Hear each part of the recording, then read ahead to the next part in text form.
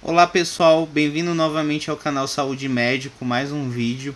E hoje vamos falar sobre os sinais e sintomas da doença de Graves, dando continuidade ao que a gente já tinha falado semana passada. Nós falamos um pouco da introdução, dando a introdução do que era a doença de Graves, né? E hoje nós vamos dar continuidade falando sobre os sinais e sintomas dessa doença. Se é a primeira vez que você está aqui, já deixa o seu like, se inscreva no canal para receber notificações nos próximos vídeos que estão indo ao ar toda semana.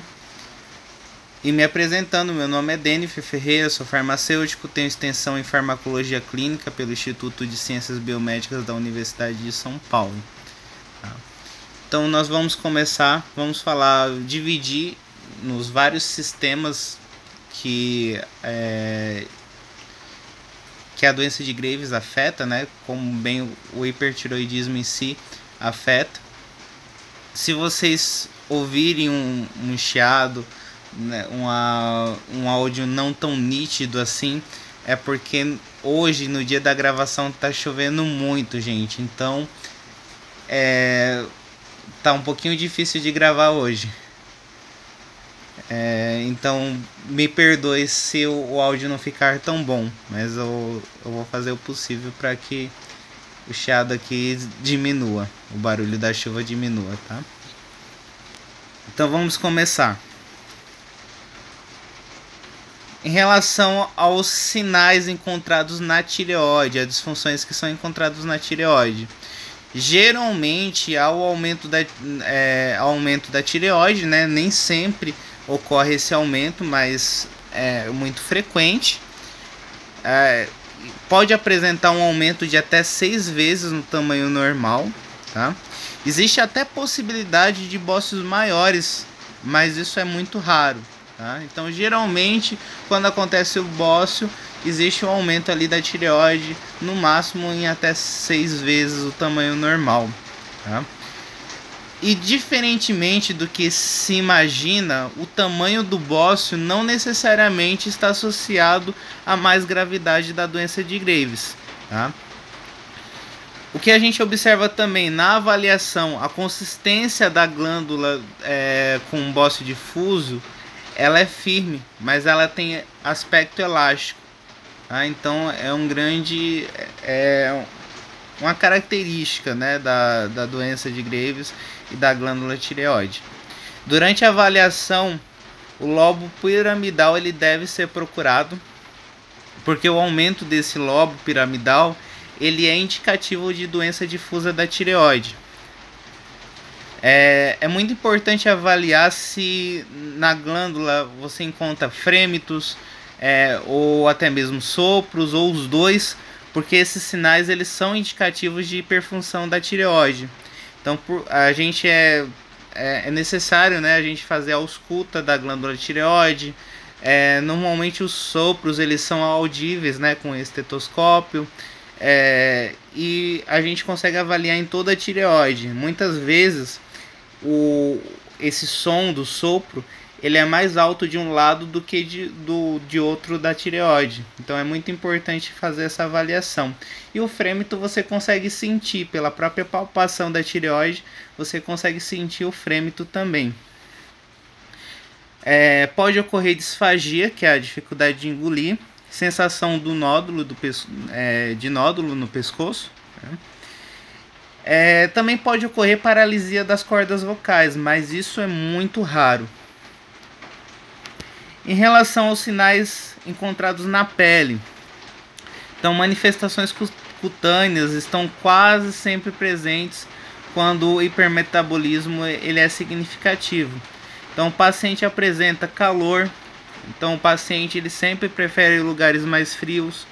É também encontrado transpiração ativa, então o paciente ele transpira sob circunstâncias que pessoas sem nenhuma doença ela não transpiraria.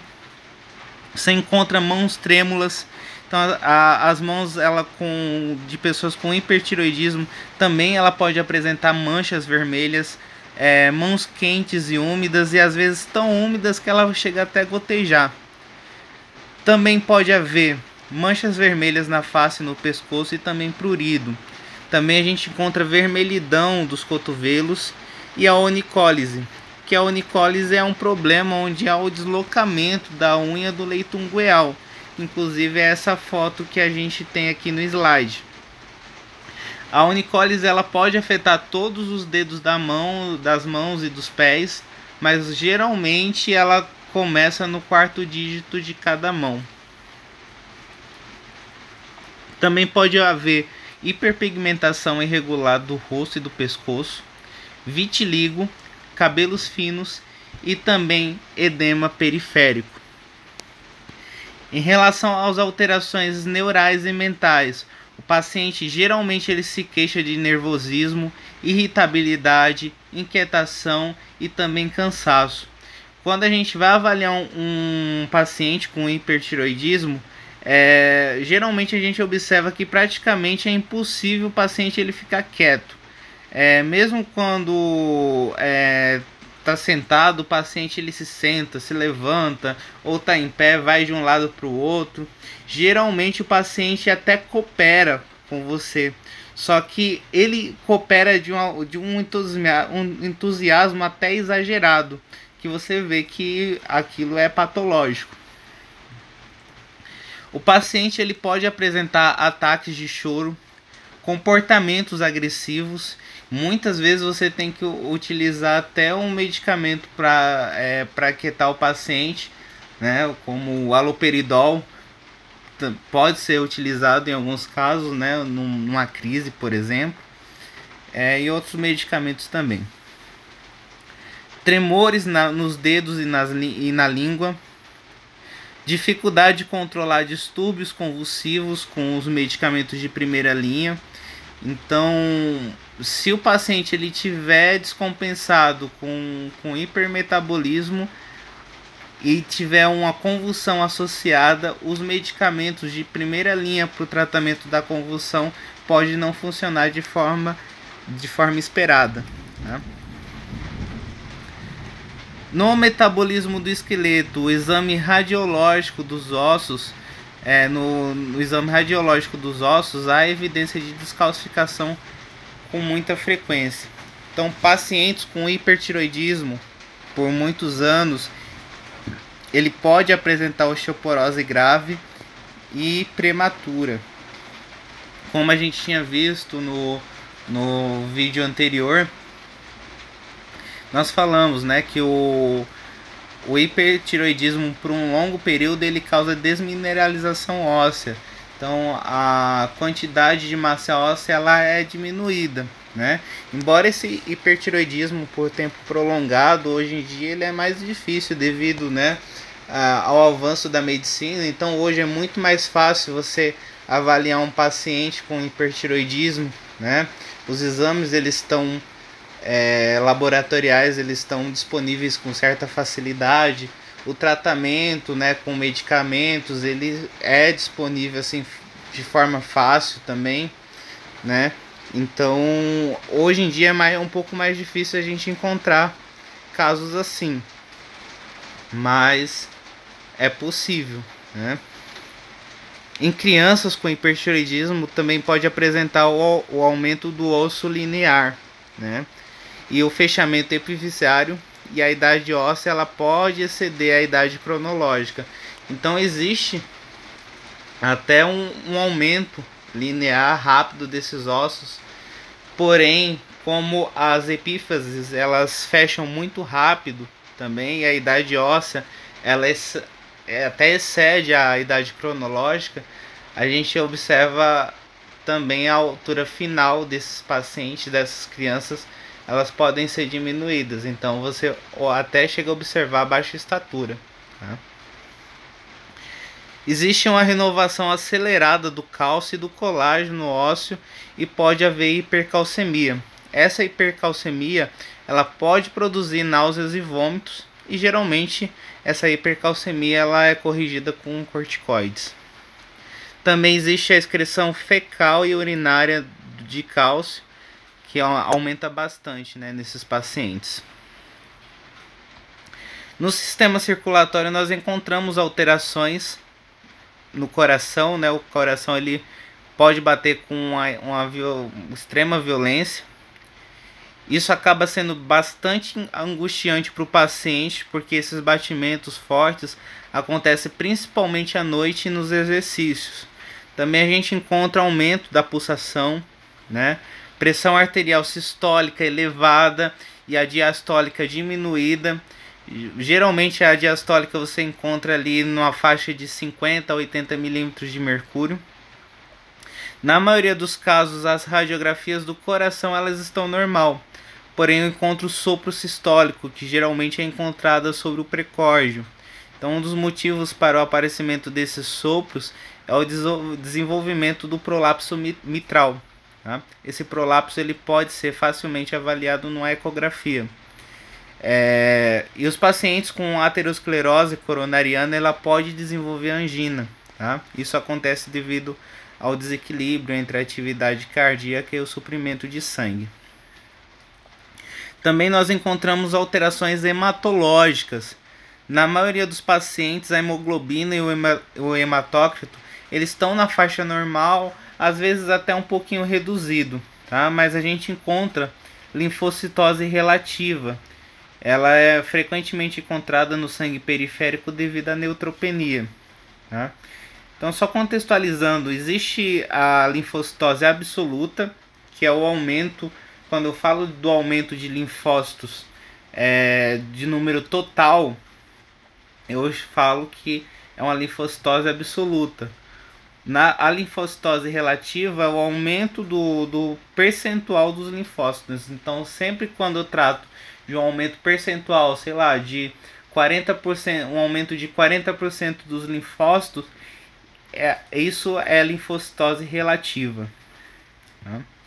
A coagulação geralmente ela é normal. Apesar da coagulação ela ser normal, existe um pequeno prolongamento no tempo de protombina. Nas alterações gastrointestinais nós observamos aumento do apetite, né? Esse aumento do apetite ele serve exatamente para compensar a perda de peso causada pelo excesso, o metabolismo trabalhar excessivamente, né? A gente observa também aumento da absorção da vitamina A, aumento das evacuações e o fígado aumentado. Então, geralmente a gente consegue até apalpar o fígado. No sistema reprodutivo feminino, nós encontramos menstruação com volume diminuído, ciclo menstrual encurtado e redução da fertilidade. Mas mesmo assim a paciente ela pode engravidar. Então essas pacientes elas precisam tratar a doença de Graves ou outras doenças, outras causas de hipertiroidismo de forma adequada. Porque esse hipertiroidismo ele pode levar ao aumento da incidência de aborto espontâneo, parto prematuro, pré-eclâmpsia e insuficiência cardíaca. Tá? Então tem que tratar de forma correta. Tem que tratar assim de uma forma até mais agressiva do que uma paciente que não está grávida. No sistema reprodutivo masculino, nós encontramos uma das coisas que nós encontramos é a ginecomastia. A ginecomastia é um problema onde há o aumento descontrolado das mamas nos homens. Né? Esse aumento ela está muito relacionado até o aumento também que a gente observa no estradiol. O estradiol livre ele tem níveis aumentados, tá? E existe a conversão periférica da testosterona e da androstenediona em estrona e estradiol. Então todas essas elevações, essas conversões de certa forma contribuem para a ginecomastia. Também a gente observa a redução da densidade média dos espermatozoides e também redução da motilidade dos espermatozoides. Então, nos homens também pode prejudicar a fertilidade. Todos esses sintomas, pelo menos a maioria desses sintomas que a gente falou até agora, quando o paciente começa a ser tratado e quando o paciente volta a ser eutiroidiano, ou seja, níveis normais dos hormônios tiroidianos, esses sintomas eles acabam desaparecendo, tá? No metabolismo de carboidratos, a absorção de carboidrato no intestino ela é acelerada, bem como a remoção no plasma, tá? Então, se a gente administrar, por exemplo, glicose nesses pacientes com hipertiroidismo e a gente for fazer a medição, a gente vai observar que tem um aumento, né, uma taxa de aumento muito grande em pouco tempo dessa glicose, porém ela vai reduzir muito rápido também. Tá? Então a gente observa tudo isso. O excesso do hormônio tiroidiano aumenta a demanda por insulina devido a esse metabolismo acelerado da tireoide e também é observado resistência à insulina. Nos lipídios a gente observa colesterol reduzido e o hormônio tiroidiano, porque o hormônio tiroidiano aumenta a conversão do colesterol em ácidos biliares e consequentemente a excreção na bile. Tá? Essa rota metabólica de conversão do colesterol em ácidos biliares, ela representa aproximadamente 70 a 90% do colesterol formado da eliminação, quer dizer, do colesterol formado no corpo. Tá? E por último, vamos falar um pouquinho sobre o metabolismo das vitaminas. Então, há um aumento da absorção e das necessidades de vitaminas. Podemos nós citarmos a vitamina A, que a gente já tinha até falado, o caroteno, a tiamina, que é a vitamina B1, e a piridoxina, que é a vitamina B6. Inclusive, a falta de vitamina B ela tem sido associada como causa de danos hepáticos no hipertiroidismo. Tá? Então, essa pode ser uma das causas de danos hepáticos observado durante a fase de hipertiroidismo. Então é isso, pessoal. Semana que vem tem mais vídeo. No próximo vídeo vamos falar sobre o diagnóstico, como é feito o diagnóstico na doença de Graves, tanto o diagnóstico clínico como o laboratorial. Se você gostou, deixe o seu like, se inscreva no canal, deixe o seu comentário, que é muito importante tudo isso para nos fortalecer o canal, a gente conseguir produzir mais vídeos. Se tiver qualquer dúvida também, pode deixar nos comentários, que na medida do possível eu vou respondendo, tá bom? Até semana que vem, um grande abraço a todos, tchau, tchau!